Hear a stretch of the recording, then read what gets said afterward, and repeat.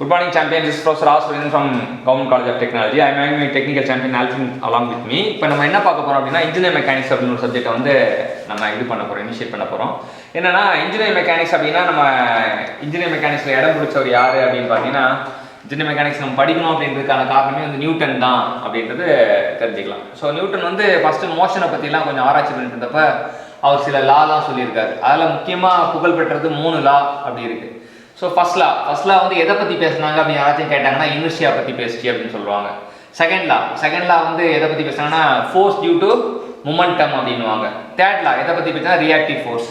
So first law வந்து inertia, ரெண்டாவது law வந்து momentum, force due to momentum, force due to change in momentum, மூணாவது law வந்து reactive force அப்படின்றத தெரிஞ்சுக்கலாம். ஸோ ஃபர்ஸ்ட் லாவோட ஸ்டேட்மெண்ட் வந்து ஆல்ஃபின்ட்டு கேட்போம். ஃபர்ஸ்ட் லா என்ன சொல்லுது? ஸோ ஃபர்ஸ்ட் லா என்ன சொல்லுதுன்னா, so the law states that every body continues in this state of rest or an uniform motion in a straight line unless an external force is acted upon it to change the position. ஒரு பொருள் இருக்கு அப்படின்னா பொருள் நிலையா இருக்க பொருள் நிலையாவே தான் இருக்கும். ஒரு மோஷன்ல இருக்க பொருள் வந்து யூனிஃபார்ம் மோஷன்ல இருக்க பொருள் வந்து அது யூனிஃபார்ம் மோஷன்லயே தான் இருக்கும். நிலையா இருக்க பொருள் நிலையா தான் இருக்கும். யூனிஃபார்ம் மோஷன்ல இருக்க பொருள் யூனிஃபார்ம் மோஷன்லயே தான் இருக்கும். எப்போ வரைக்கும் அப்படின்னா அன்லஸ் அதர்வைஸ் வெளியிருந்து எவனும் ஒருத்தன் தள்ளி விடாமல் இருந்தானா, ஒரு கல் இருக்குது, ஒரு தள்ளி விட்டானா நகர்ந்துடும். அதே போல் ஒரு மோஷன் போயிட்டுருக்க அந்த மோஷன் பெர்ஃபார்மெண்ட் இருக்க நகர்ந்துட்டு இருக்க ஒரு பொருளை வந்து யாராச்சும் அட்டாக் பண்ணாங்கன்னா அது மோஷனை மாற்றி யூனிஃபார்ம் மோஷன் வந்து வேறு வகையான மோஷனாக மாறும்.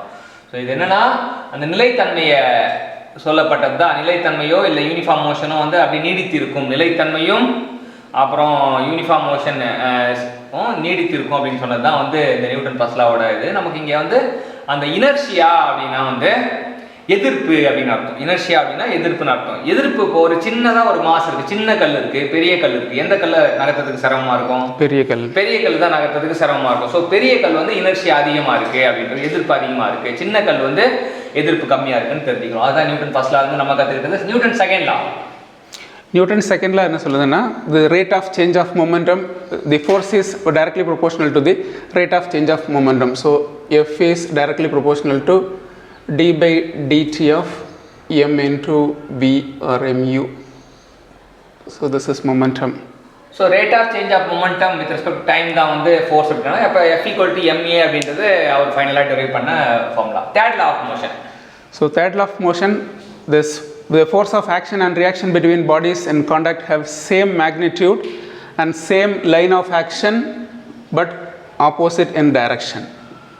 ஸோ இங்கே ஒரு முக்கியமான தருணம் சொல்கிறாங்க. ஆக்ஷன் ஃபோர்ஸ் ரியாக்டிவ் ஃபோர்ஸ் அப்படின்னு இருக்குன்னா அது பிட்வீன் த பாடி இன் கான்டாக்டில் ஏற்படுதுன்னா ஒரு பாடி இன்னொரு பாடியும் இது பண்ணுது அப்படின்னா ரெண்டு பாடிக்கு நடுவில் ஆக்ஷன் ஃபோர்ஸ் அண்ட் ரியாக்ஷன் ஃபோர்ஸ்னா ரெண்டுத்துக்குமே மதிப்பு வந்து சேம் மேக்னிடியூடாக இருக்கும். அப்புறம் அது வந்து சேம் லைன் ஆஃப் ஆக்ஷன்லாம் ஆக்ட் ஆகும்.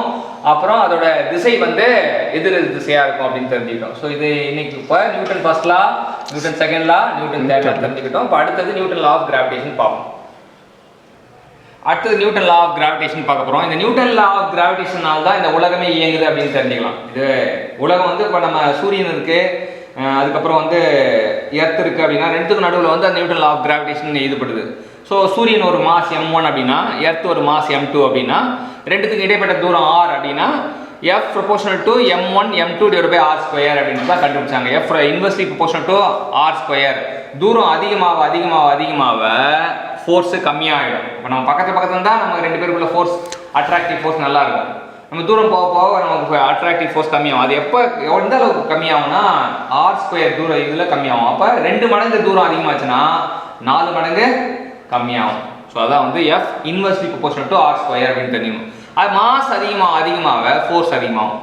ஸோ 2 பேர் இருக்காங்கன்னா 2 பேரும் மாஸ் ஒரு 10 kg இருக்காரு, ஒரு 5 kg இருக்காருன்னா அவங்க 2 பேருக்குள்ள ஒரு ஃபோர்ஸ் இருக்குன்னா இவர் 100 kg ஒரு 50 kgனா அந்த ஃபோர்ஸ் அதிகமாக இருக்கும். ஸோ மாஸ்க்கு ஏற்ற மாதிரி வந்து ஃபோர்ஸ் வந்து ஃபோர்ஸ் வந்து ஆக்ட் ஆகிறது வேறுபடும். அப்புறம் ஆருக்கு ஏற்ற மாதிரி வேறுபடும். r square g is the gravitational constant சொல்கிறாங்க. இதான் வந்து இது. இந்த ஜியோட மதிப்பு வந்து 6.67 6.66 அந்த வந்து அது எக்ஸ்ட்ரா இருக்கனால 7 மாட்டாங்க. 6.67 இன்ட்டு 10⁻⁻11 அப்படின்னு தெரிஞ்சுங்க. 10⁻⁻11 newton metre square by kilogram square அப்படின்றது தான் இதோட unit. So newton law of gravitation என்ன சொல்கிறாங்க? So Newton's law of gravitation என்ன சொல்லுதுன்னா, 2 மாசஸ் இருக்குது m1 and m2.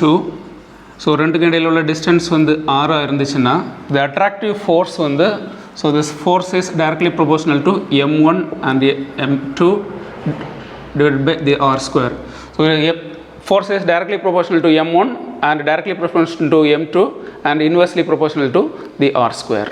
இவ்வளவுதான் இந்த each particle of a mat every particle of the matter attract every other particle. நானே இப்போ நானும் இருக்கேன் அப்படின்னு இருக்கான், ரெண்டு பேருக்குள்ள ஒரு அட்ராக்ஷன் இருக்கும் கண்டிப்பாக. இப்போ நான் இருக்கேன் லட்சுமணன் இருக்கேன், ரெண்டு பேருக்குள்ள அட்ராக்ஷன் இருக்கும். ரெண்டு மாஸ் நடுவில் கண்டிப்பாக அட்ராக்ஷன் இருக்கும். Every particle of matter attracts every other particle. A force is directly proportional to the product of the mass. The product of the mass directly proportional and inversely proportional to the square of the distance between them. So இதான் Newton law of gravity. இது ரொம்ப அற்புதமான லா. So Newton கண்டுபிடிச்ச ஒரு 4 அற்புதம் லா கண்டுபிடிச்சிட்டோம். So நம்ம கேட்டு தெரிஞ்சுக்கிட்டோம் அப்படின்னு வந்து. So thank you champions.